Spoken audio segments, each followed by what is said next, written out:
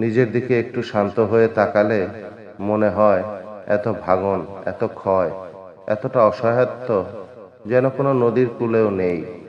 চোখের নিচে ঘুমের অভাব, ঠোঁটে জমে থাকা না বলা শত প্রশ্ন, আর মনে এক বিশ্রী শূন্যতা, যেখানে সবাই নিজের মতো করে বুঝে চলে আমাকে, কিন্তু কেউই জানতে চায় না ভিতরের যুদ্ধগুলো কেমন। আমি হাসি মুখে দিন কাটাই, অথচ প্রতিদিন নিজের ভেতরে একটা যুদ্ধ জিততে হয়, যাতে কেউ না টের পায় আমি হেরে যাচ্ছি। আমার ভাঙা ভিতরটা কেউ দেখে না, দেখে শুধু সোশ্যাল মিডিয়ার স্টোরি আর মুখে হাসি।